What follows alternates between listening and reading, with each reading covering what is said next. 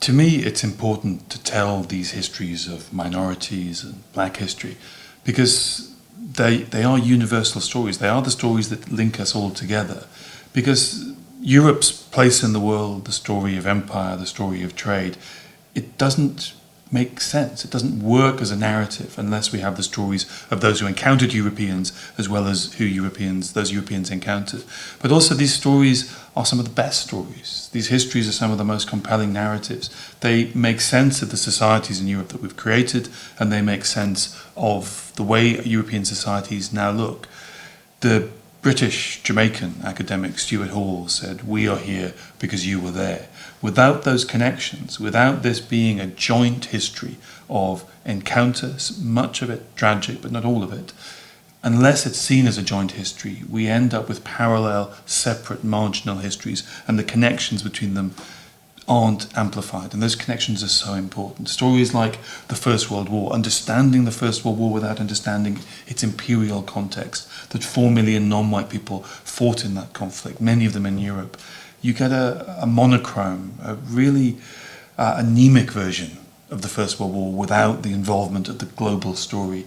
And it's true for many other aspects of what we call European history, because European history, from the 16th century onwards at least, is global history.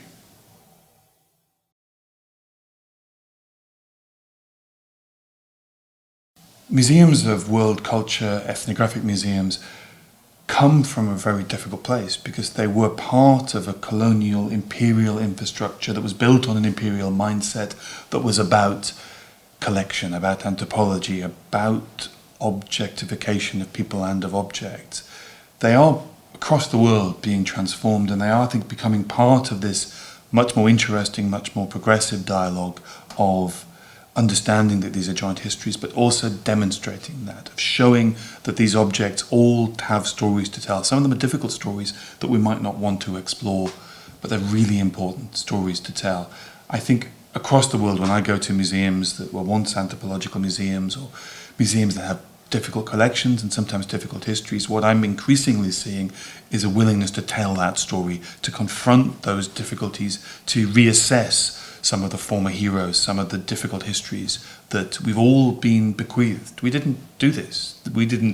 We aren't the people from the 19th century, the 18th century, the 17th century who did these things, but we are the people who are responsible with making sense of the legacy of that history and the mindsets and very often the terrible things that were done in the name of these ideas. We are the inheritors of this material, we're the inheritors of the history that comes with it, the baggage that comes with it. And across the world, I see museums of global history beginning to go on a new and exciting journey to openly address the things that we've been bequeathed, these difficult questions.